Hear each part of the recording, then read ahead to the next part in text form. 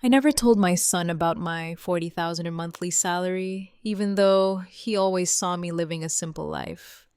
One day, he invited me to dinner with his wife's parents, who were visiting from abroad. I decided to see how they would treat a poor person by pretending to be a broke and naive mother. But the moment I stepped through the door of that restaurant, everything changed. What happened that night devastated my daughter-in-law and her family in a way they never imagined. And trust me, they deserved it. Let me explain how I got there. Let me tell you who I really am. Because my son Marcus, at 35 years old, never knew the truth about his mother. To him, I was always just the woman who left early for the office, who came back tired in the evenings, who cooked with whatever was in the fridge. Just another employee, maybe a secretary, someone ordinary, nothing special. And I never corrected him. I never told him that I earned $40,000 every month, that I had been a senior executive at a multinational corporation for almost 20 years, signing million-dollar contracts and making decisions that affected thousands of people. Why tell him money was never something I needed to hang on the wall like a trophy? I grew up in an era where dignity was carried within, where silence was worth more than hollow words. So I guarded my truth.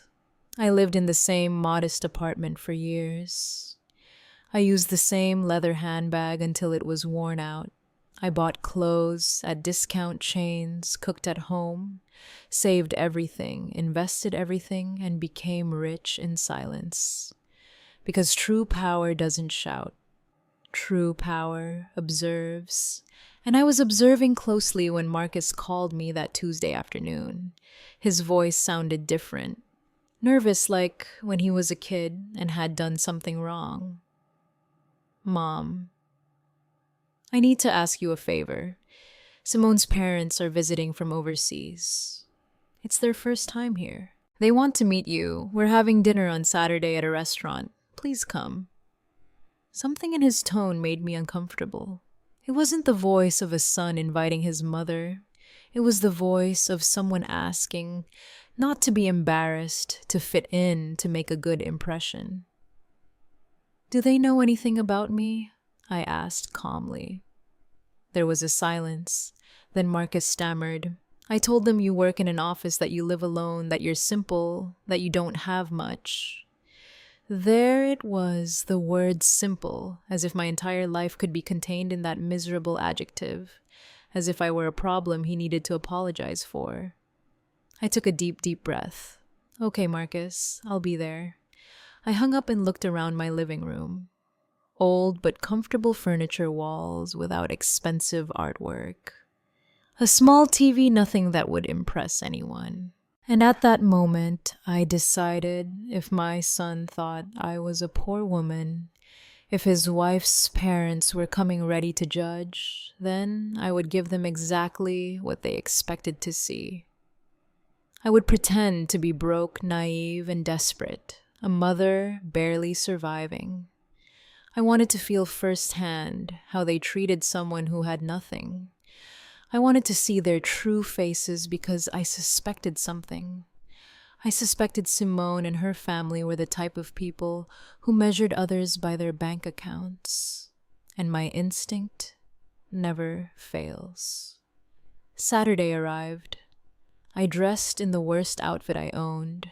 A light gray, shapeless, wrinkled dress, the kind they sell at a thrift store. Old worn-out shoes, no jewelry, not even a watch. I grabbed a faded canvas tote bag, pulled my hair back into a messy ponytail, and looked in the mirror. I looked like a woman broken by life, forgettable, perfect. I got into a taxi and gave the address. A high-end restaurant in the most exclusive part of the city, the kind where the menu doesn't list. Prices where each table setting costs more than the average person's monthly salary. As we drove, I felt something strange, a mix of anticipation and sadness. Anticipation because I knew something big was coming. Sadness because a part of me still hoped I was wrong. I hoped they would treat me well, that they would be kind, that they would look past the old clothes. But the other part, the one that had worked 40 years among corporate sharks, that part knew exactly what was waiting for me. The taxi stopped in front of the restaurant. Warm lights, a doorman in white gloves, elegant people entering. I paid, stepped out, took a deep breath, crossed the threshold, and there they were. Marcus was standing next to a long table near the windows. He wore a dark suit, a white shirt, and shiny shoes. He looked anxious. Beside him was Simone, my daughter-in-law. She wore a tailored cream dress with gold accents, high heels, her perfectly straight hair falling over her shoulders. She looked impeccable as always, but she wasn't looking at me. She was looking towards the entrance with a tense, almost embarrassed expression. And then I saw them. Simone's parents already seated at the table, waiting like royalty on their thrones. The mother, Veronica, wore a fitted emerald green dress full of sequins jewels on her neck, wrists, and fingers. Her dark hair was pulled back in an elegant bun. She had that cold, calculated type of beauty that intimidates. Beside her was Franklin, her husband, an immaculate gray suit, a giant watch on his wrist, a serious expression. Both looked like they had stepped out of a luxury magazine. I walked toward them slowly with short steps, as if I were afraid. Marcus saw me first, and his face changed. His eyes widened. He looked me up and down. I noticed him swallow. "Mom, you said you'd come." His voice sounded uncomfortable. "Of course, son, here I am." I smiled timidly, the smile of a woman unaccustomed to such places. Simone greeted me with a quick kiss on the cheek. Cold, mechanical, mother-in-law, "It's nice to see you." Her eyes said the opposite. She introduced me to her parents in a strange, almost apologetic tone. "Dad, Mom, this is Marcus's mother." Veronica looked up, studied me, and in that instant I saw everything. The judgment, the disdain, the disappointment.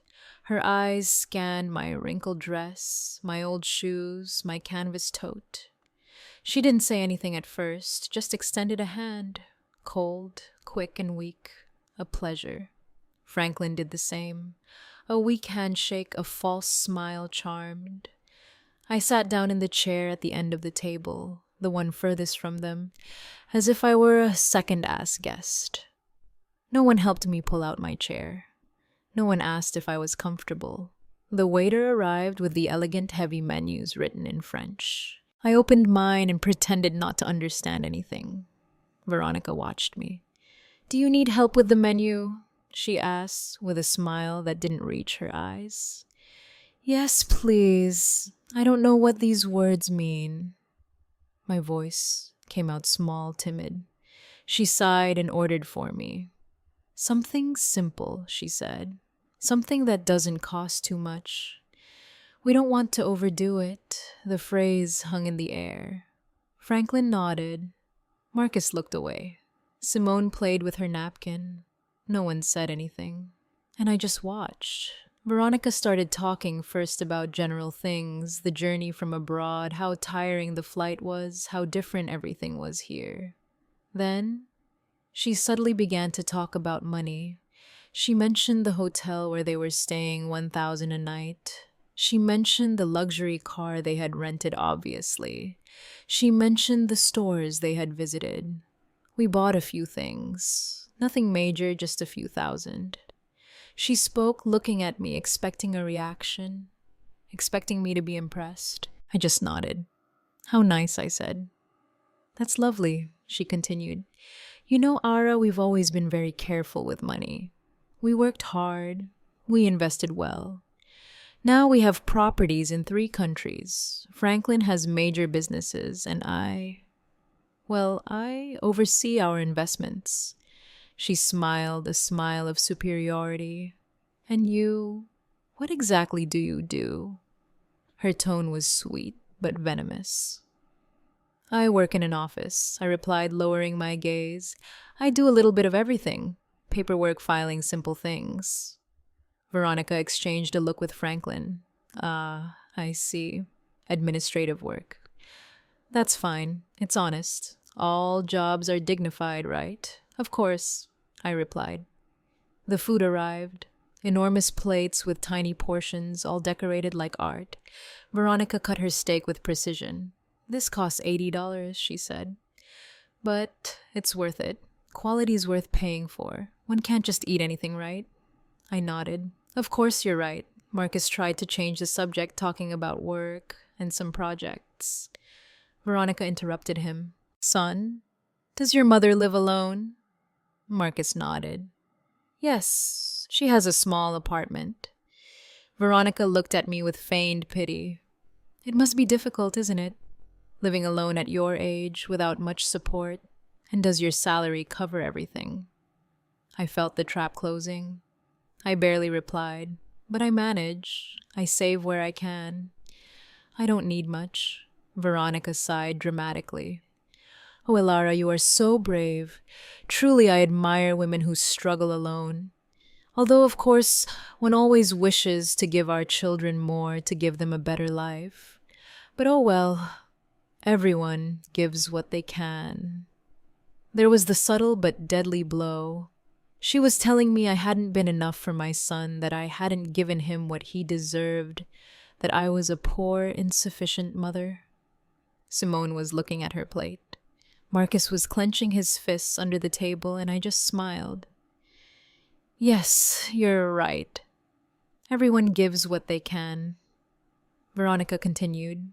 We always made sure Simone had the best. She went to the best schools, traveled the world, learned 4 languages. Now she has an excellent job, earns very well. And when she married Marcus, well, we helped them quite a bit. We gave them money for the down payment on the house. We paid for their honeymoon because that's just who we are. We believe in supporting our children. She looked at me intently. And were you able to help Marcus with anything when they got married? The question floated like a sharp knife. Not much, I replied. I gave them what I could. A small gift. Veronica smiled. How sweet. Every detail counts. Right? The amount doesn't matter. The intention is what's important. And right then, I felt the rage begin to stir within me. The rage wasn't explosive. It was cold, controlled like a rare air under ice. I breathed slowly, kept the timid smile, and let Veronica keep talking because that's what people like her do. They talk. They inflate themselves. They show off. And the more they talk, the more they reveal themselves, the more they expose the emptiness inside. Veronica took a sip of her glass of red, expensive wine, swirling it in her hand as if she were an expert. This wine is from an exclusive region in France. It costs $200 a bottle, but when you know quality, you don't skimp. Do you drink wine, Ara? Only on special occasions, I replied. And usually the cheapest one. I don't understand much about these things. Veronica smiled condescendingly. Oh, don't worry. Not everyone has a trained palate. That comes with experience, with travel, with education. Franklin and I have visited vineyards in Europe, South America, and California. We are quite knowledgeable. Franklin nodded. It's a hobby, something we enjoy. Simone is learning too. She has good taste. She inherited it from us. He looked at Simone with pride. Simone offered a weak smile. Thanks, Mom. Veronica turned to me. And you, Ara, do you have any hobbies? Anything you enjoy doing in your free time? I shrugged. I watch television, cook, walk in the park. Simple things. Veronica and Franklin exchanged another look. A look loaded with meaning, with silent judgment. How lovely, Veronica said. Simple things have their charm too. Although, of course, one always aspires to more, right?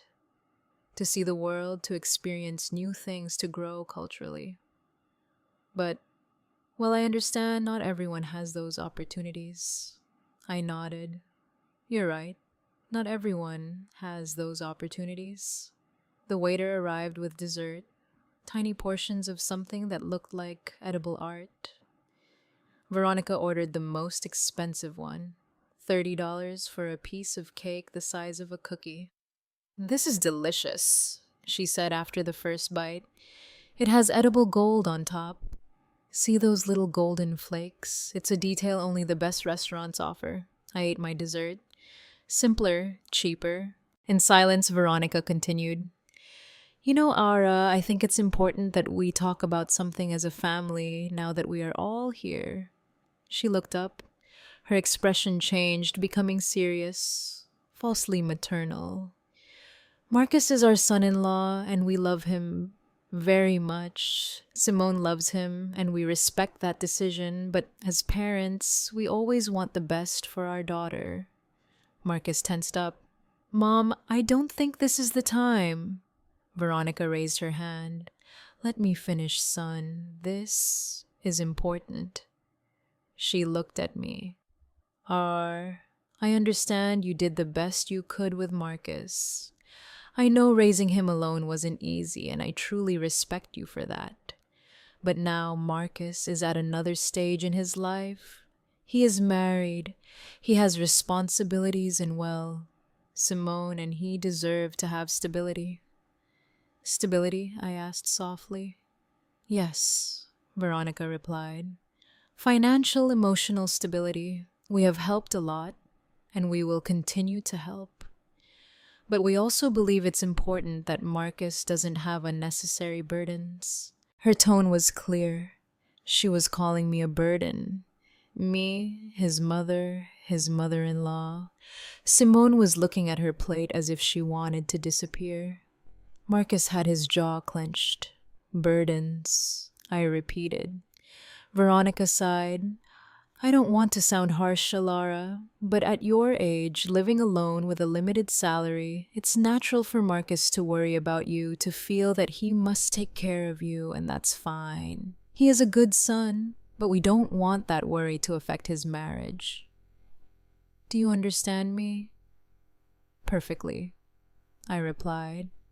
Veronica smiled. I'm glad you understand. That's why we wanted to talk to you. Franklin and I have thought about something. She paused dramatically. We could help you financially. Give you a small monthly allowance, something that allows you to live more comfortably without Marcus having to worry so much. Obviously, it would be modest. We can't work miracles, but it would be a support. I remained silent, watching her waiting. She continued, and in exchange, we would only ask you to respect Marcus and Simone's space, not to seek them out so much, not to pressure them, to give them the freedom to build their life together without interference. How does that sound? There was the offer, the bribe disguised as charity. They wanted to buy me off. They wanted to pay me to disappear from my son's life. So I wouldn't be a nuisance, so I wouldn't embarrass their precious daughter with my poverty. Marcus exploded. Mom, that's enough. You don't have to, Veronica interrupted him. Marcus, calm down. We're talking like adults. Your mother understands, right? I picked up my napkin, calmly wiped my lips, took a sip of water, and let the silence grow. Everyone was looking at me. Veronica with expectation, Franklin with arrogance, Simone with shame, Marcus with desperation. And then I spoke. My voice came out differently. It was no longer timid. It was no longer small. It was firm, clear, and cold. That's an interesting offer, Veronica. Truly very generous of you. Veronica smiled victoriously. I'm glad you see it that way.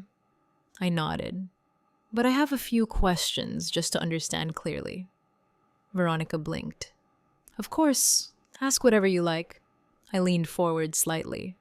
How much exactly would you consider a modest monthly allowance? Veronica hesitated. Well, we were thinking about 500 maybe, 700 depending. I nodded. I see. 700 a month for me to disappear from my son's life. Veronica frowned.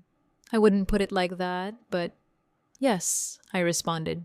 That is exactly how you put it. She adjusted in her chair. Ara, I don't want you to misunderstand. We just want to help. Of course I said help. How did you help with the house down payment? How much was that? Veronica nodded proudly. $40,000.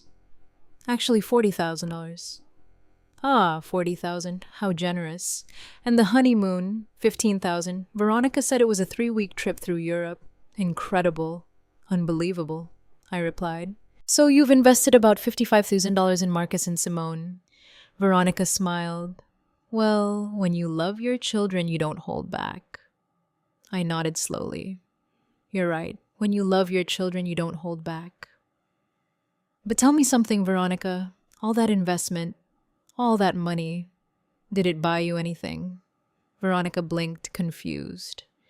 Like, did it buy you respect? I continued. Did it buy you real love, or did it just buy obedience? The atmosphere changed. Veronica stopped smiling. Excuse me? My tone became sharper. You've spent the entire night talking about money, about how much things cost, how much you spent, how much you have. But you haven't asked even once how I am, if I'm happy, if something hurts me, if I need company. You have only calculated my worth, and apparently I'm worth 700 a month. Veronica palled. I didn't. Yes, I interrupted her. Yes, you did. Since I arrived, you've been measuring my value with your wallet. And do you know what I discovered, Veronica? I discovered that the people who only talk about money are the ones who least understand their true value. Franklin intervened. I think you are misinterpreting my wife's intentions. I looked at him directly. And what are her intentions? To treat me with pity, to humiliate me throughout dinner, to offer me alms so I'd vanish? Franklin opened his mouth, but said nothing. Marcus was pale. Mom, please. I looked at him. No. Marcus, please don't. I'm done being quiet. I placed the napkin on the table. I leaned back in my chair. There was no more timidity in my posture, no more shrinking. I looked Veronica directly in the eyes. She held my gaze for a second, then quickly looked away, uncomfortable. Something had changed, and she felt it. Everyone felt it. Veronica, you said something very interesting a moment ago. You said you admire women who struggle alone, who are brave. Veronica nodded slowly. Yes, I did. Then let me ask you something. Have you ever struggled alone? Have you ever worked without your husband backing you?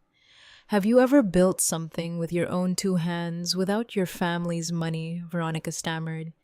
I have my own achievements, like what I asked with genuine curiosity. Tell me. Veronica adjusted her hair. I manage our investments. I oversee properties. I make important decisions in our businesses. I nodded. Businesses, your husband built properties you bought together. Investments made with the money he generated. Or, am I wrong? Franklin intervened, annoyed. That's not fair. My wife works just as hard as I do. Of course, I replied calmly. I don't doubt she works. But there is a difference between managing money that already exists and creating it from scratch. Between overseeing an empire you inherited and building it brick by brick. Don't you think? Veronica pressed her lips together. I don't know where you are going with this, Ara. Let me explain, I replied. 40 years ago, I was 23 years old. I was a secretary in a small company. I earned minimum wage. I lived in a rented room. I ate the cheapest food I could find, and I was alone, completely alone. Marcus stared at me. I had never told him this in such detail. I continued. One day, I got pregnant. The father disappeared. My family turned their backs on me. I had to decide whether to keep going or give up. I chose to keep going. I worked until the last day of my pregnancy. I went back to work 2 weeks after Marcus was born. A neighbor took care of him during the day. I worked 12 hours a day. I paused and drank some water. No one spoke. I didn't stay a secretary. I studied at night. I took courses. I learned English at the public library. I learned accounting, finance, administration. I became an expert in things no one taught me, all on my own, all while raising a child alone, all while paying rent, food, medicine, and clothes. Veronica was staring at her plate. Her arrogance was starting to crumble. And you know what happened, Veronica? I climbed up little by little from secretary to assistant, from assistant to coordinator, from coordinator to manager, from manager to director. It took me 20 years of nonstop work, of sacrifices you can't even imagine. But I did it. And do you know how much I earn now? I asked. Veronica shook her head. 40,000 a month. The silence was absolute, as if someone had hit a pause button on the universe. Marcus dropped his fork. Simone's eyes went wide. Franklin frowned in disbelief. And Veronica froze, her mouth slightly open.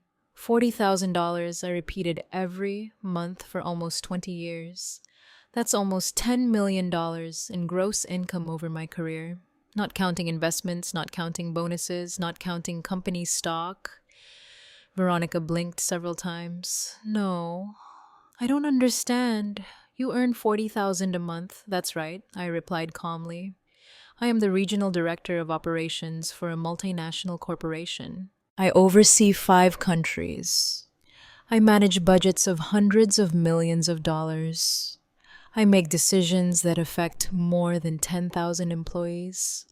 I sign contracts that you couldn't read without lawyers. And I do it every day. Marcus was pale. Mom, why did you never tell me? I looked at him tenderly. Because you didn't need to know, son. Because I wanted you to grow up valuing effort, not money. Because I wanted you to become a person, not an heir, because money corrupts, and I wasn't going to let it corrupt you. But then Simone whispered, why do you live in that small apartment? Why do you wear simple clothes? Why don't you drive a luxury car? I smiled. Because I don't need to impress anyone. Because true wealth isn't shown off. Because I learned that the more you have, the less you need to prove it. I looked at Veronica. That's why I came dressed like this tonight. That's why I pretended to be poor. That's why I acted like a broke and naive woman. I wanted to see how you would treat me if you thought I had nothing. I wanted to see your true colors. And boy, did I see them, Veronica. I saw them perfectly. Veronica was red with shame, rage, and humiliation. This is ridiculous. If you earned so much money, we would know. Marcus would know. Why would he believe you are poor? Because I let him, I replied. Because I never talked about my job. Because I live simply.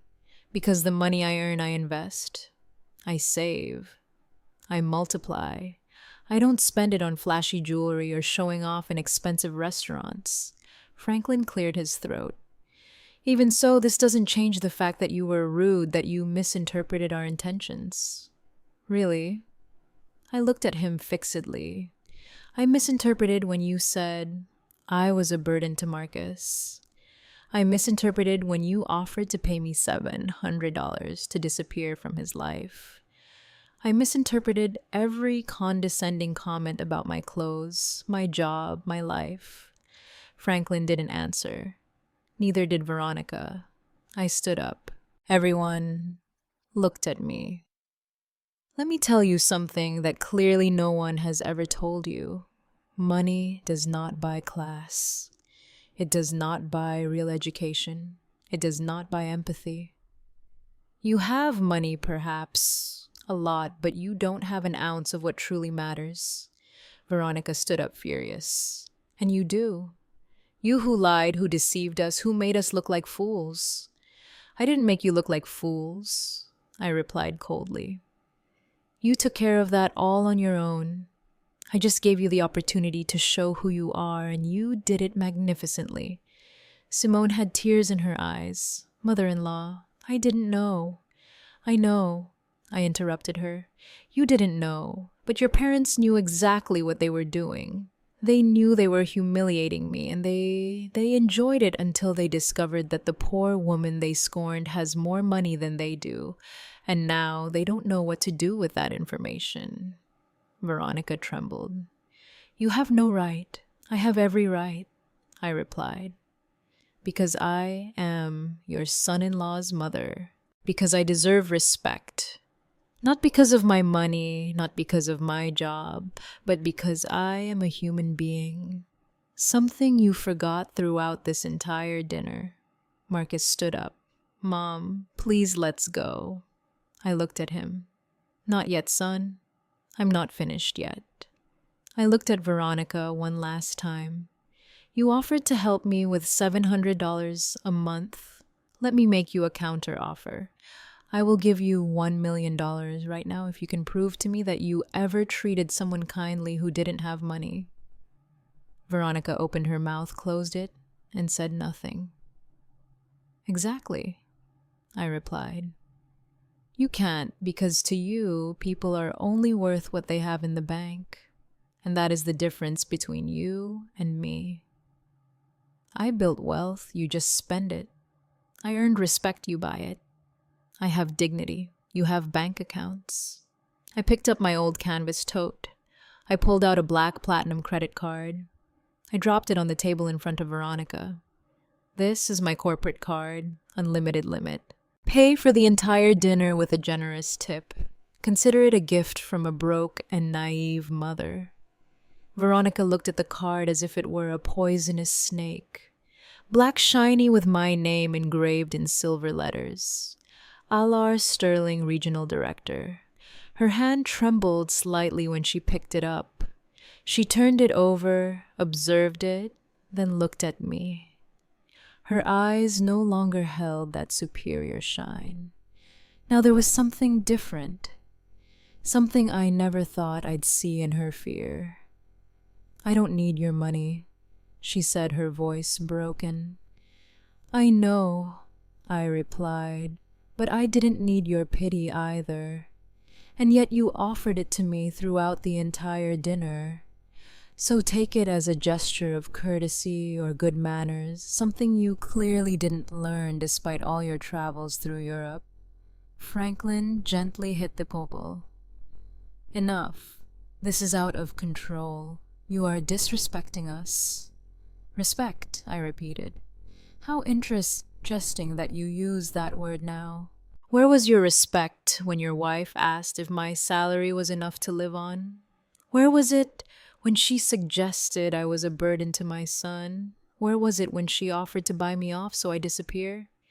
Franklin clenched his jaw. Veronica just wanted to help. I corrected her. Veronica wanted to control. She wanted to ensure that the poor mother wouldn't ruin her daughter's perfect image. She wanted to eliminate the weak link in the chain. The problem is, she chose the wrong link. I looked at Simone. Her head was bowed, her hands in her lap trembling. Simone, I said softly. She looked up.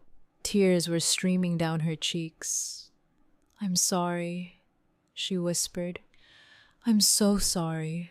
I didn't know that my parents don't finish that sentence. I interrupted her. Because you did know. Maybe you didn't know about my money, but you knew how your parents are. You know how they treat people they consider inferior, and you did nothing to stop them. Simone sobbed. I wanted to say something, but they are my parents. I know, I replied. And Marcus is my son, and yet I let him make his own decisions. I let him choose his life, his wife, his path, because that is how you love with freedom, not with control, not with money, not with manipulation. Marcus came closer to me. Mom, forgive me. Please forgive me for never asking, for assuming, for thinking you were. His voice cracked.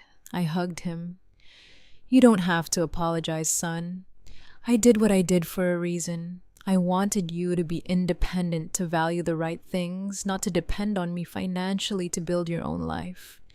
But you made me feel like I had to protect you. Marcus said that I had to worry about you, that you were fragile. I know, I replied. And it wasn't wrong that you thought that, because that's how you learn to care, to worry about others, to be empathetic. Those are lessons money can't buy. Marcus hugged me tightly. I'm sorry. I'm so sorry. Veronica was still standing, rigid, watching the scene with a mixture of confusion and contained rage. This doesn't change anything.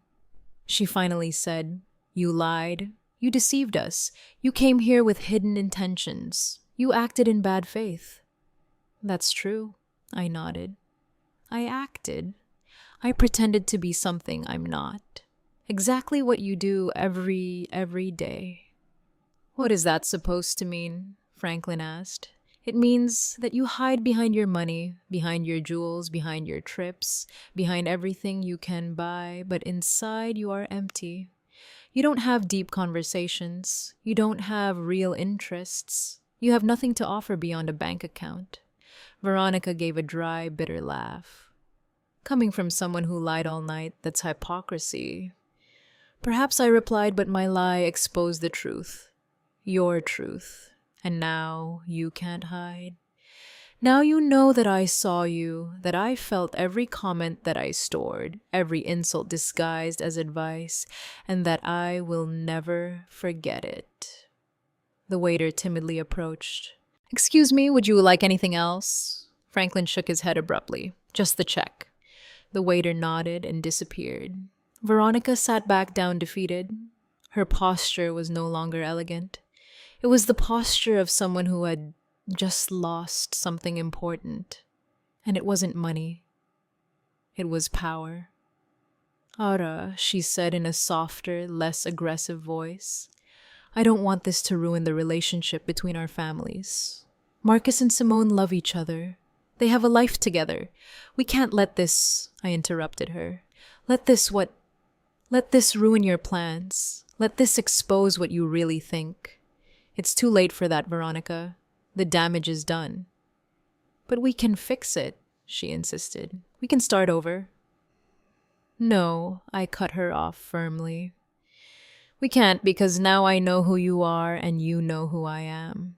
And that a truth cannot be erased with empty apologies or fake smiles. You treated me like trash, and you did it with pleasure because you thought you could. Franklin cleared his throat. You were the one who came here lying. You provoked this situation. You're right. I nodded. I provoked this because I needed to know. I needed to confirm what I already suspected. That you are not good people. That your money doesn't make you better. That you are exactly the kind of people who despise others for not having the same things. Veronica wiped away a tear. We are not bad people. Maybe not, I replied. But you are definitely not good, and there is a huge difference between those two things. The waiter returned with the check and left it in the center of the table. No one touched it. Veronica looked at my black card still in her hands, then looked at me. I'm not going to use your card, she said. We will pay our own bill as we always do. Perfect, I replied. Then keep that card as a souvenir, as a reminder that not everything is as it seems, that the woman you scorned all night has more than you will ever have. And I'm not just talking about money. Veronica put the card down on the table. I don't want it. I don't want your moral lecture either. I pushed it back toward her. Keep it anyway, because something tells me you'll need it. Someday you'll run into someone like me, someone who pretends to be less than they are, and you'll make the same mistake again because people like you never learn. Franklin took out his wallet, pulled out several credit cards, all golden, all shiny. He chose one and put it on the check. The waiter took it and left. No one spoke during those waiting minutes. The silence was thick, uncomfortable, and heavy. Simone cried quietly. Marcus held my hand. Veronica stared at the wall. Franklin checked his phone to avoid eye contact. The waiter returned. "Sir, your card was declined." Franklin looked up abruptly. "How was it declined?" The waiter repeated. "Declined. Do you have another form of payment?" Franklin turned red. "That's impossible. That card has an extremely high limit. It must be a system error." The waiter shrugged. "I can try again if you like." Franklin handed him another card. The waiter left. Veronica nervously looked at her husband. "What happened?" "I don't know," Franklin replied, irritated. "It must be a bank error. Maybe they froze the account for security." "It happens sometimes when you travel." I nodded with feigned understanding. "Of course those things happen. How inconvenient." The waiter returned again. "I'm sorry, sir. This one was also declined." Franklin stood up. "This is ridiculous. I'm calling the bank right now." He stormed out of the restaurant. Veronica remained seated, ashamed, humiliated. "This has never happened to us," she murmured. "Never." "What terrible timing," I commented without emotion. Marcus looked at the check. "Mom, I can—" "No," I interrupted him. "You are not paying for anything." I took out my wallet, a simple old leather wallet. I pulled out another card. This one was not black. It was transparent, made of heavy metal. A card that less than 1% of people in the world possess. I put it on the table in front of Veronica. She looked at it. Her eyes widened. She recognized what it was. "That's a Centurion card." "That's right," I replied. "American Express exclusive invitation minimum annual spending requirement of $250 and $1,000, $5,000 annual fee, just for having it, and benefits you can never imagine." Veronica said nothing. The waiter took the card carefully, as if it were something sacred. He returned in less than 2 minutes. "Thank you, Miss Sterling." "Everything is settled. Would you like the receipt?" "It's not necessary," I replied. The waiter nodded and left. Veronica continued looking at the space where the card had been. I stood up, took my old wallet, my canvas tote, and looked at Veronica one last time. The dinner was delicious. Thank you for the recommendation of the place, and thank you for showing me exactly who you are. You saved me a lot of time, a lot of energy, and many future disappointments. Veronica finally looked up. Her eyes were red, not from crying, but from contained rage. "This doesn't end here," she said, her voice trembling. "You can't just humiliate us and walk out as if nothing happened. Simone is our daughter. Marcus is our son-in-law. We will still be family. You will have to see us." "You are right." I smiled. "I will have to see you at birthdays, Christmases, and family gatherings, but now I will see you differently. I will no longer wonder what you think of me. I already know, and you will know that I know, and you will live with that. Every time you see me, every time you pretend to be kind, you will remember this night." Franklin returned to the table. His phone was in his hand. His face was pale. "There's a problem with the accounts," he said. "A temporary block for security. It will be resolved tomorrow." He looked at the table. "Did they pay already?" "Yes," Veronica replied without looking at him. "She paid." Franklin looked at me. His pride was shattered. "Thank you," he murmured. It was barely audible. "You're welcome," I replied. "That's what family is for, isn't it? To help each other, especially when someone needs a small allowance, say $700 or, in this case, $800, which is what this dinner cost." Franklin closed his eyes. Veronica clenched her fists in her lap. Marcus approached. Mom, let's go, please. It's enough. I looked at him. You're right. It is enough. I turned to Simone. She was still crying quietly. Simone, I said softly. She lifted her head. You are not to blame for how your parents are. No one chooses their family, but you do choose how you act, how you treat others, how you will raise your own children someday. Simone nodded through her tears. I'm sorry, she whispered again. Don't apologize again, I told her. Just learn. Learn that money does not define people, that humility is not weakness, that respecting others costs nothing, and that if you ever have children, teach them to see the heart of people, not their bank account. Simone sobbed harder. Marcus hugged her. Veronica looked away. Franklin checked his phone again, avoiding all eye contact. I headed for the exit. I took a few steps, then stopped and turned around one last time. Ah, Veronica. One more thing. She looked at me. Do you remember when you said you speak 4 languages? Veronica frowned. What does that have to do with anything? Just curious, I replied. In which of those 4 languages did you learn to be kind? Because clearly it wasn't in any of them. Veronica opened her mouth, but no words came out. Exactly, I said. You can speak 100 different languages and still not say anything worth listening to. I walked out of the restaurant. Marcus walked beside me. The fresh night air hit my face. I breathed deeply. I felt as if a huge weight had been lifted off me.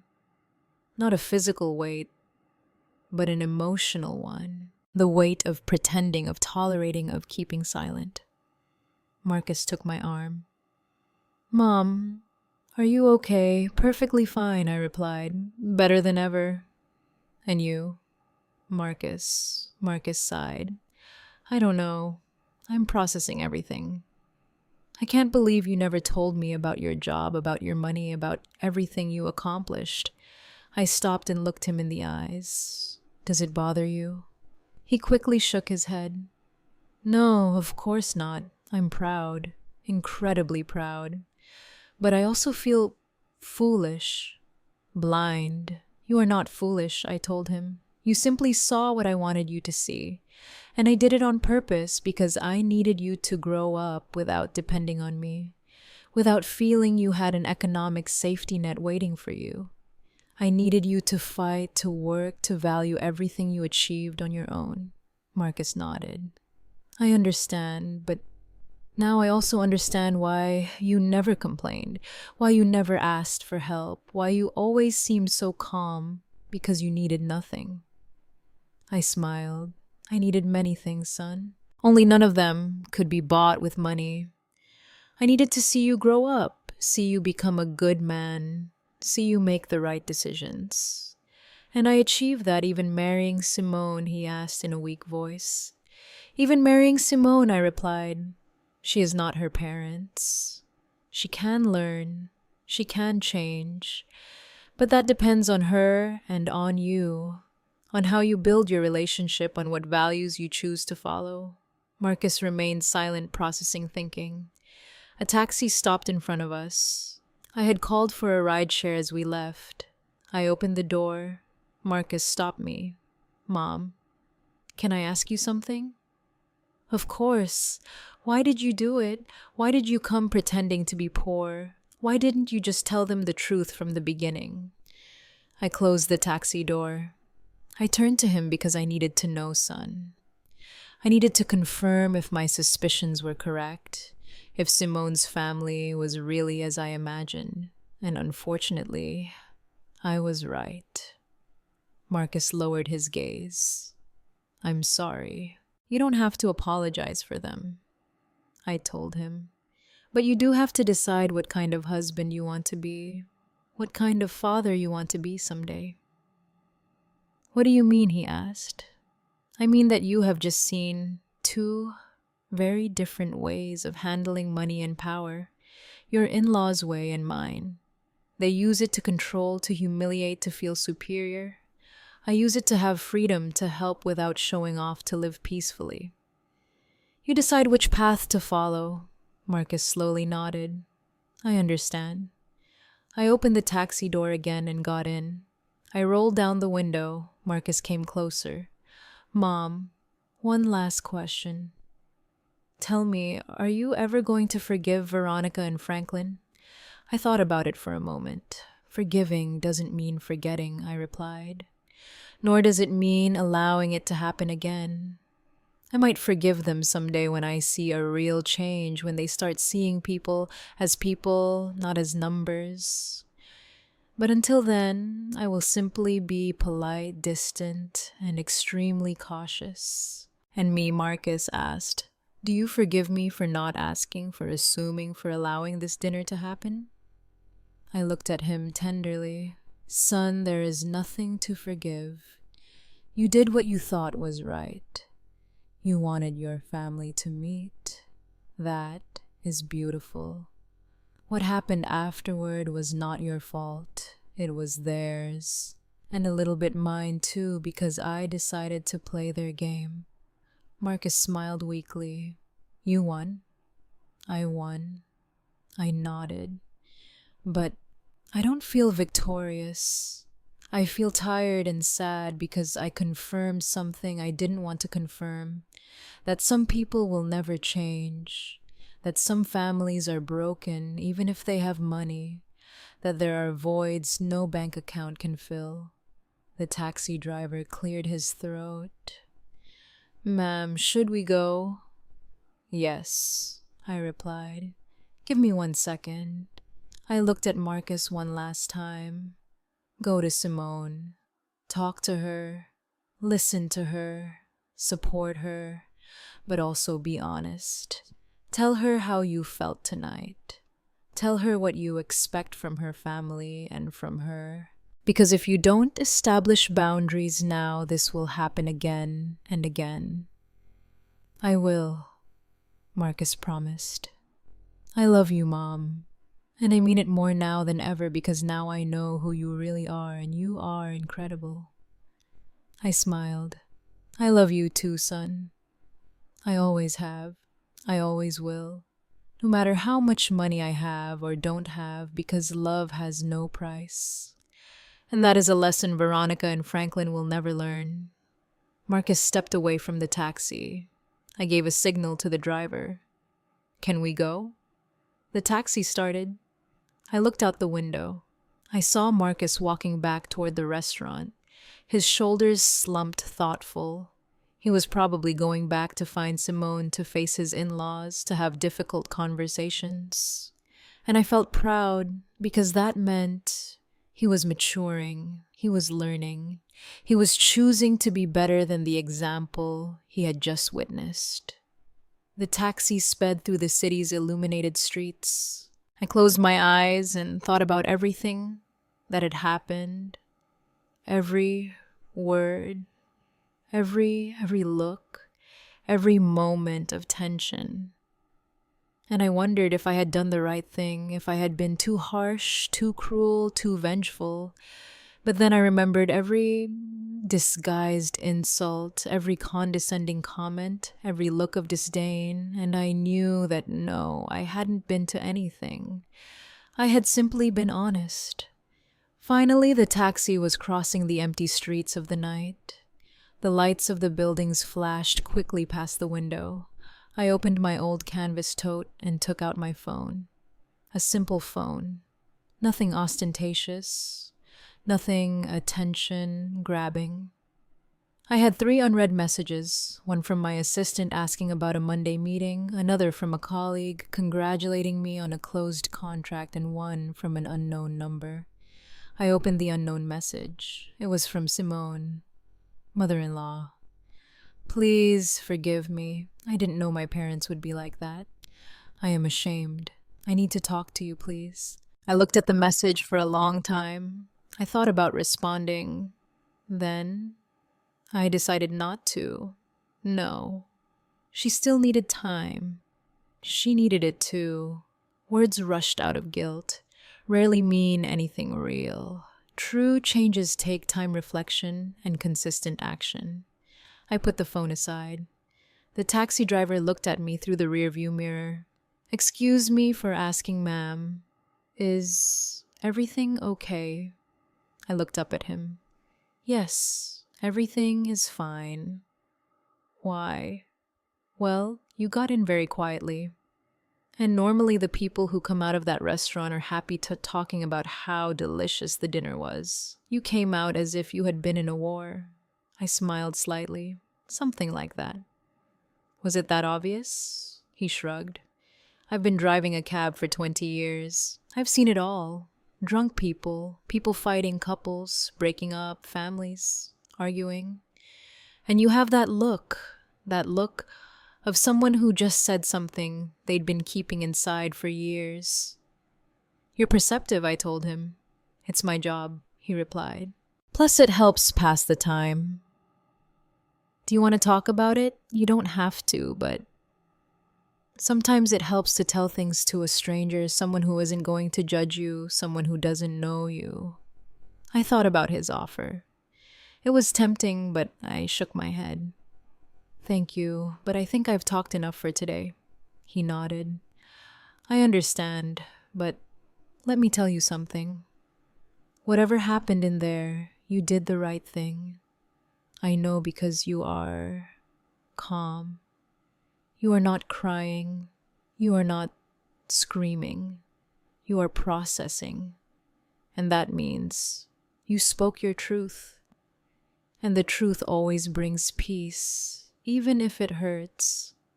His words surprised me. He was an older man, maybe 60 years old, with gray hair and working hands. A simple man like the one I pretended to be. "Do you believe in the truth?" I asked him. "I believe in honesty," he replied. "Not always the absolute truth, because the truth changes depending on who tells it, but honesty doesn't. Honesty is saying things the way you feel them, without masks, without lies, even if it hurts, even if it makes things awkward, even if it costs you something." I nodded. "You're right. My wife always told me I was too direct." He continued that I said things without a filter, that I hurt people without meaning to, and maybe she was right. But she also told me that she never doubted me because she knew that what came out of my mouth was real. Not calculated, not manipulated. Just real. I smiled. "She sounds like a good woman." "She was," he replied. "She died 5 years ago." "I'm sorry," I said sincerely. He shook his head. "Don't be sorry. We had 40 years together. 40 years of honesty, of fights, of reconciliations, of laughs, of tears. And not once did I go to sleep wondering what she really thought, because she always said it, and so did I. That is a gift." "You're right," I murmured. "It's a gift." The taxi stopped at a red light. "Can I ask you something personal?" the taxi driver asked. "Go ahead." "Are you rich?" The question took me by surprise, not because of the question itself, but because of the direct way he asked it. "Why do you ask that?" "Because I picked you up from a $1,000 per person restaurant, but you dress like someone who shops at discount stores. You have an old bag, worn out shoes, but you talk like an executive. You move like someone with power. And you paid for my cab with crisp new bills that you pulled out of a wallet that looks 20 years old." "Observant," I commented.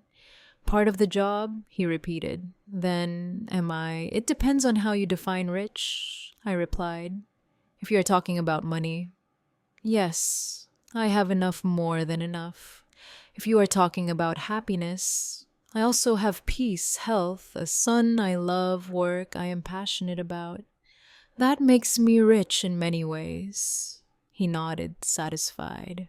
I knew there was something. Truly rich people don't need to prove it. The light changed to green. The taxi moved forward. "And what happened in that restaurant?" he asked. "If it's not too indiscreet." I pretended to be poor, I replied, to see how they would treat me. He let out a loud laugh. Seriously, that is brilliant. And how did they treat you like trash? I said without emotion. They humiliated me. They offered me arms. They treated me as if I were invisible, less than human. He stopped laughing. I'm sorry. That must have hurt a little, I admitted. But it also confirmed something for me. That I was right about those people, that they weren't worth my time, that they didn't deserve my respect, and now they know it. Now they know who I am, and they will have to live with that shame. The taxi driver whistled softly. That must have been epic. It was, I smiled. It definitely was. We arrived at my building, an older middle-class building. Nothing luxurious, nothing impressive, but comfortable, safe home. The taxi driver parked and looked at the building. You live here? I live here, I confirmed. He shook his head, astonished. You truly are special. Most people with money move to expensive areas, to buildings with doormen, private security gyms, and pools. You live like a normal person. I am a normal person, I replied. I just have more money than most. But that doesn't make me different. It doesn't make me better. Money is just a tool, not an identity. He smiled. I wish more people thought that way. The world would be better. I took out my wallet. How much is it? $30, he replied. I gave him $100 bill. Keep the change, ma'am. This is too much. It's not, I said. You listened to me. You gave me perspective. You reminded me that there are still good people. That is worth more than $70. He took the bill carefully. Thank you. Truly thank you. Thank you, I replied. And take care of that honesty. It's rare. It's valuable. Don't lose it. I won't. He promised. I got out of the taxi, closed the door. He rolled down the window. Ma'am, one last thing. Tell me, whatever happened tonight, don't regret it. Don't feel sorry because people like you, the people who speak the truth, even if it hurts, are the ones who change the world. Little by little, one conversation at a time. I smiled. Thank you. I will remember that. The taxi drove away. I stood in front of my building looking up at my fifth-floor window. The light was off, dark, silent, waiting for me. I entered the building and walked up the stairs. I never used the elevator. I preferred to walk to stay active. I reached my door. I took out my keys, the same keys I had had for 15 years. I opened the door. The apartment was cold, empty. I turned on the light. Everything was in its place. The simple living room, the small kitchen, the dining room with mismatched chairs, the walls without expensive artwork. And I felt at peace because this place was mine. Truly mine. Not bought to impress, not decorated, to show off, simply a space where I could be myself without masks, without pretensions. I took off my old shoes, took off the wrinkled gray dress, and put on comfortable clothes, and old, soft, familiar pajamas. I made myself some tea, sat on the sofa, and turned on the television. News. Nothing interesting. I turned it off. I sat in silence, thinking, processing, feeling, and for the first time in many years, I felt completely free. Free from pretending. Free from being silent. Free from tolerating. Free from being less than I was. Because that night, I didn't just expose Veronica and Franklin. I also liberated myself from expectations, from judgment, from the need to hide who I was. And that was invaluable, more than any amount in my bank account. My phone vibrated. Another message, this time from Marcus. Mom, did you get home safely? I smiled. I quickly replied, Yes, son. I arrived perfectly fine. I'm home resting. His reply was immediate. I love you. Thank you for everything, for being who you are, for teaching me, for never giving up. I closed my eyes. I felt a tear roll down my cheek, not from sadness, from relief, from love, from gratitude. I replied, I love you too, always. I put the phone aside. I drank my tea. I looked around my simple apartment, my sanctuary, my truth, and I smiled. Because at the end of the day, it didn't matter how much money I had. It didn't matter how high I had climbed in my career. The only thing that mattered was this moment, this peace, this honesty with myself. I woke up early on Sunday as always. 40 years of working had trained me to rise with the sun. Even though it was my day off, my body no longer knew how to sleep late. I prepared strong coffee, black. I sat by the window with a hot mug in my hands.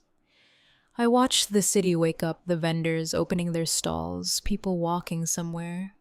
Life continued as always, indifferent to personal dramas. My phone started ringing. It was a familiar number. Marcus, I answered. Good morning, son. His voice sounded tired. Mom, I need to talk to you. Did something happen? A lot, he replied. Last night, Simone and I talked for hours. Her parents were there too. It was intense. I took a sip of coffee. Tell me. Marcus sighed deeply.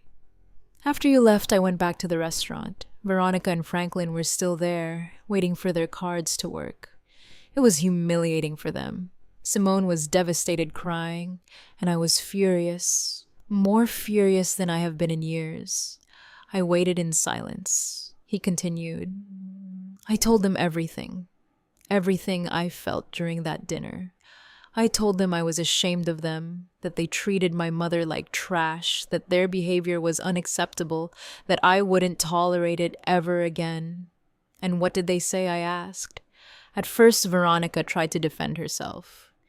She said they just wanted to protect Simone, that they wanted to make sure I had a stable family, that they didn't have bad intentions.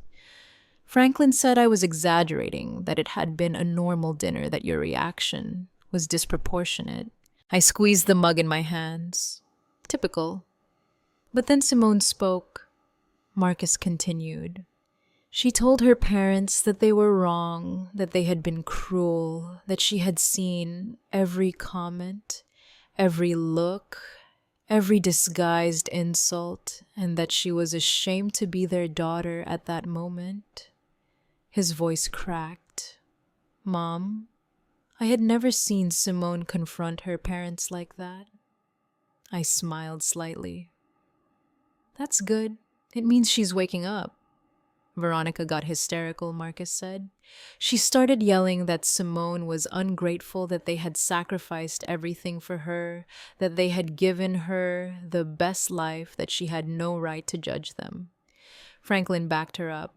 He said we were being manipulated by you, that you had planned everything to make them look bad. I let out a dry laugh. Of course it's my fault. That's what made them angriest, Marcus said. I told them they were right, that you did plan everything, but that they fell into the trap, because that's really how they are. Because they really treat people they consider inferior badly. That you just gave them the opportunity to show themselves, and they did it perfectly. Well said, I murmured. Thanks. I learned it from you. There was a silence, then Marcus continued. Mom, I need you to know something. Last night I made a decision. Simone and I are going to set boundaries with her parents. We are not going to cut off the relationship, but we are going to set clear rules. No comments about money, no comparisons, no attempts to control our lives. And if they can't respect that, then they will have to accept the consequences. And did they accept? I asked. No, he replied. They left furious. They said we were ungrateful, that we would regret it someday, that when we needed help, they wouldn't be there. Franklin said he was going to reconsider his will. Veronica said Simone had chosen the wrong family. I shook my head. Emotional blackmail, the last resort of people without arguments. Exactly, Marcus said. But it didn't work. Simone stood firm. I did too. They left the restaurant without saying goodbye, without looking back. And honestly, Mom, I felt relief, as if a huge weight had been lifted off me. That's because it was. I told him, you lifted the weight of living under their expectations, under their control. Now you can build your life however you want, not as they dictate. Thank you, Mom, Marcus said, his voice emotional. Thank you for doing what you did last night. I know it was difficult, I know it was awkward, but we needed to see it. I needed to see who they really were, and Simone needed to see that there was another way to live, a more honest, more authentic way. You are welcome, son. I only did what I believed was right. There is something else, Marcus said. Simone wants to come see you. She wants to apologize in person. She wants to talk to you. Not as a daughter-in-law trying to look good, but as a woman trying to learn. What do you think I thought for a moment? Tell her she can come, but not today. Give her a few days to process, to think carefully about what she wants to say. Rushed apologies are hollow. The ones that take time are real. I'll tell her. Marcus promised. Mom, one more question. How are you doing after all of this? How do you feel? I looked out the window. The sun was fully up now. The day had officially begun. I'm well, I replied. Better than well. I'm at peace because I finally said everything I needed to say and I don't regret anything. I'm glad to hear that, Marcus said. I love you. I love you too. Rest. I'll see you soon. I hung up the phone, finished my coffee, and stood up. I decided to do something I hadn't done in a long time. Go for a walk aimlessly without rushing, just walking and thinking. I dressed in comfortable clothes, old jeans, a simple top, worn sneakers. I grabbed my keys and went out. The streets were full of life families. Strolling children, running couples, holding hands, vendors offering food. The smell of fresh bread filled the air. I walked through the nearby park and sat on a bench, watching people pass by, and I realized something. Most of these people probably didn't have much money. They lived with just enough, worked hard, and struggled every day. But they smiled, hugged each other, and enjoyed the moment. And then I thought about Veronica and Franklin with all their money, their properties, their trips, their jewels. Were they really happy, or were they just busy trying to prove something? Trying to fill a void with material things, trying to buy value, respect, and love, things that could never be bought. An older woman sat down next to me. "Good morning," she said with a smile. "Good morning," I replied. "Beautiful day, isn't it?" she commented. "Very beautiful." I nodded. She took bread from her bag and started feeding the pigeons. "I come here every Sunday," she said. "It's my moment of peace before the week gets crazy again." "I understand that," I said. I needed a moment of peace, too. "Difficult week?" she asked. "Something like that," I replied. "More like a difficult night," she nodded wisely. "Sometimes a single night can change everything." "You're right," I murmured. "Can I give you some unsolicited advice?" "Go ahead." I smiled. She pointed to the pigeons. "Look at those birds. Some are big, some are small, some have pretty feathers, others have scruffy feathers, but they all eat from the same bread. They all share the same space. None of them thinks they are better than the others. That's a nice metaphor," I said. "It's not a metaphor," she replied. "It's the truth. Humans are the only animals that invent false hierarchies, that measure value with external things. Pigeons don't do that. They just live. They just are. We should learn from them. I smiled broadly. You are completely right. I should give classes to some people I know. She laughed. Oh, child, at my age, I don't give classes. I just observe and share what I see. But most people don't listen.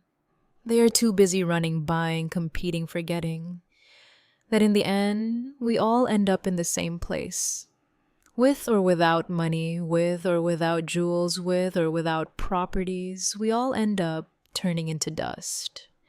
How philosophical, I commented. How realistic, she corrected. I have lived 82 years. I have seen it all. And I can tell you something.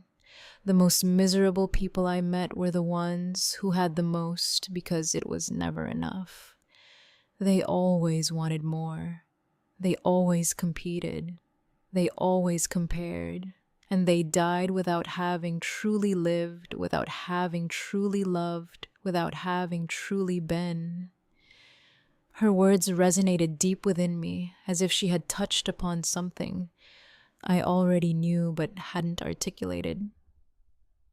Thank you, I told her, for sharing that. She patted my hand.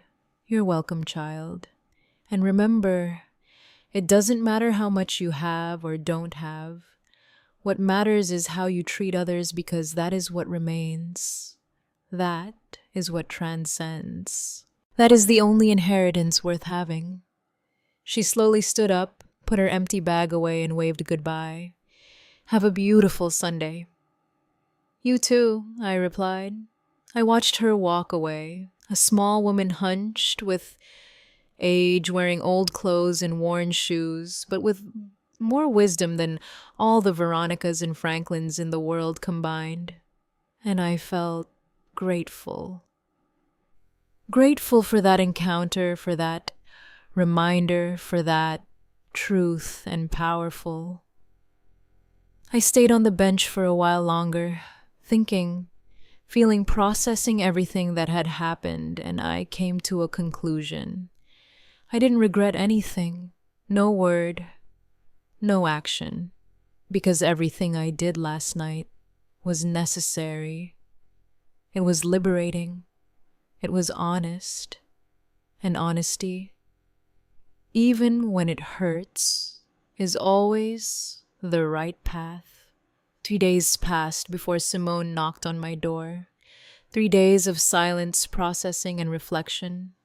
When I heard the bell ring that Wednesday afternoon, I knew who it was. I opened the door. There she was without makeup, her hair pulled back in a simple ponytail, dressed in jeans and a plain top, no jewelry, no heels. She looked vulnerable, real different from the woman I had seen in the restaurant. "Mother-in-law," she said in a low voice. "May I come in?" I stepped aside. "Go ahead." She entered slowly, looking around, observing my apartment with new eyes. The simple living room, the old furniture, the walls, without expensive decor. She sat on the sofa when I pointed to it. I sat across from her, waiting, without pressuring, letting her find her words. "I don't know where to start," she finally said. "Start where you feel ready," I replied. She took a deep breath. "I came to apologize, but not just with words. I came to explain why my parents are the way they are and why I stayed silent for so long." I listened in silence. Simone continued, her voice trembling. "My parents grew up poor in a small town overseas, without electricity, without running water, working in the fields, since they were children. They saw their own parents die young due to lack of medicine, lack of money. They went hungry, they suffered, and they promised themselves they would never be poor again. They would do whatever it took to get out of there." I nodded. "I understand. That explains a lot. They worked like animals," Simone continued. "They saved every penny. They immigrated looking for opportunities. Franklin built his business from scratch, literally from scratch. And when they started earning money, they never forgot what it was like not to have it. That's why they talk about it so much. That's why they measure everything by that standard. Because to them, money means survival. It means security. It means never going back to that dark place. It's understandable, Sano. I said trauma does strange things to people. Simone nodded. But that doesn't excuse how they treated you. I know. And I want you to know that I saw everything. Every comment, every look, every insult. And I stayed silent because I've been doing that my whole life. Staying silent, accepting, letting them control everything because they taught me that contradicting them was a betrayal. It was ungrateful. And now I asked. Now I understand I was wrong, she replied. That love is not control. That family is not blind obedience. That I can love them and still not agree with them. Marcus helped me see it. You helped me see it. That night at the restaurant, when you revealed yourself, when you told them everything, it was as if a blindfold had been taken off my eyes. Simone wiped her tears. I always knew something was wrong. I always felt that the way they measured people was incorrect. But I convinced myself that it was me, that I was too sensitive, that I didn't understand the world. But you showed me that no, there is another way to live. A way where money does not define your worth, where humility is strength, where authenticity is wealth. I took a sip of water. Simone, I didn't come that night to change you. I came to protect myself, to know who I was dealing with. I know, she replied. And I thank you for that, because your brutal honesty saved me. It saved me from becoming my mother, from perpetuating that cycle, from teaching my future children that people are valued by what they have. I don't want that. I don't want to be that. And your parents? I asked. How are they after all this? Simone sighed, furious, hurt, humiliated. Veronica hasn't spoken to me in 3 days. Franklin sent me a message saying I had disappointed him, that I had chosen strangers over my own blood, that I would regret it someday. She paused. And you know what's strange? I don't feel bad. I feel free. That's good. I said it means you made the right decision. Simone nodded. Marcus and I set boundaries.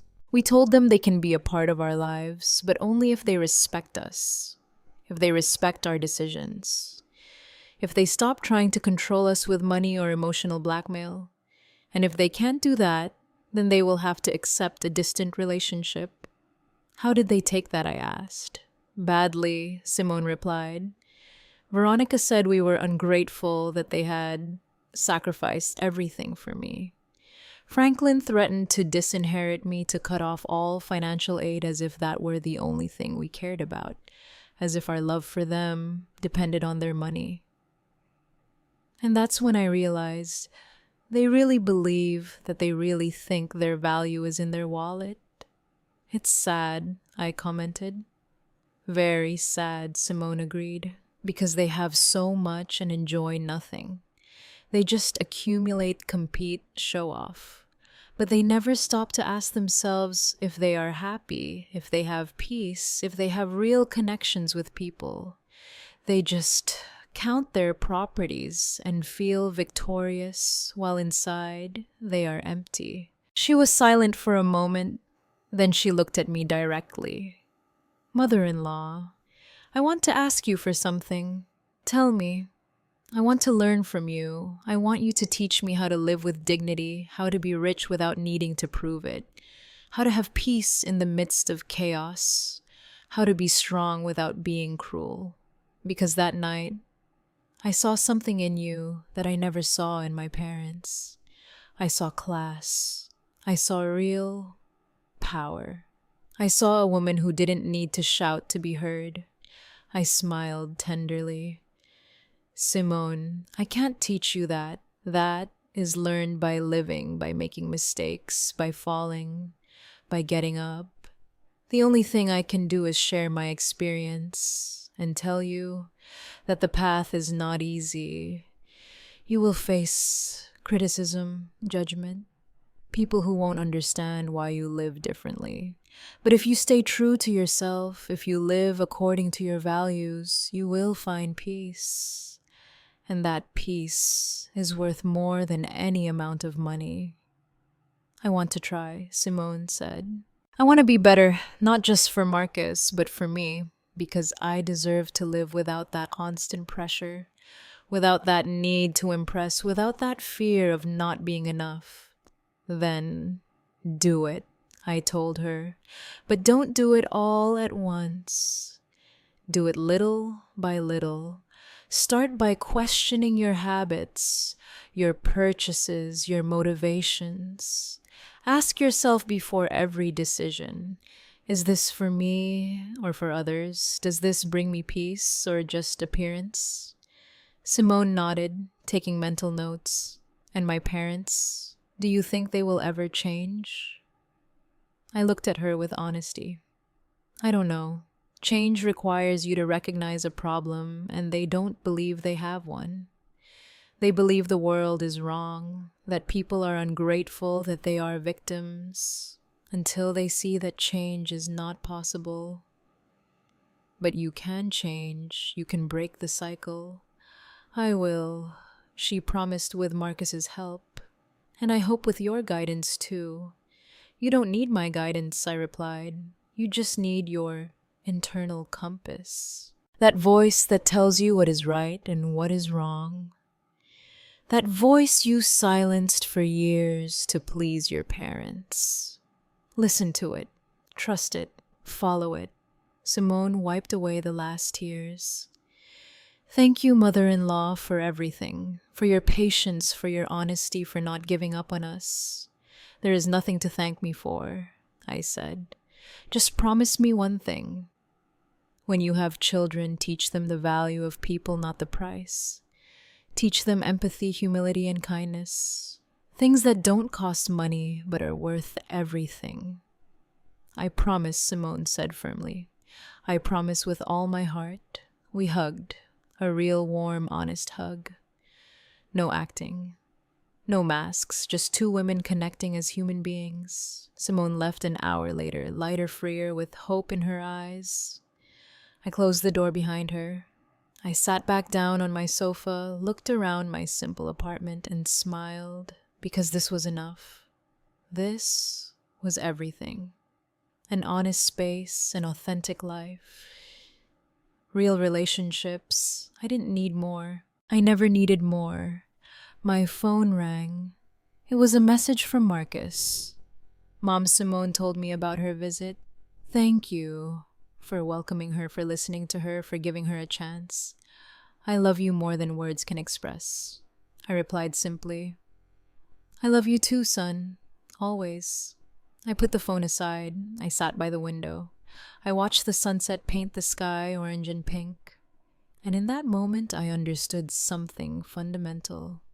Real wealth is not about how much you have. It's about how much you enjoy what you have, how much peace you feel, how many genuine people surround you, how many times you can look in the mirror and be proud of who you are. Veronica and Franklin had millions. But I had this tranquility, this authenticity, this pure love for my son. And that made me infinitely richer than them. I never pretended to be poor again. I didn't need to. I had learned what I needed to learn. I had seen what I needed to see. And I had liberated what I needed to liberate. Veronica and Franklin continued to be who they were, rich in money, poor in spirit. But that was no longer my problem. I had spoken my truth. I had set my boundaries. I had protected my peace, and for the first time in a long time, I didn't have to pretend who I was. I was simply a LAR mother executive, woman survivor fighter, rich in every sense that truly mattered. And that was more than enough. It was everything. Did you like the story? And which city are you listening from? Let's meet in the comments. If you like the story, you can support me by sending a super thanks so I can keep bringing more stories like this. Thank you so much for your sweet support. I'm looking forward to your comments on the story. On the screen, you can see two new life stories that I highly recommend. There's so much more on my channel. Don't forget to subscribe. See you in the next life story with love and respect.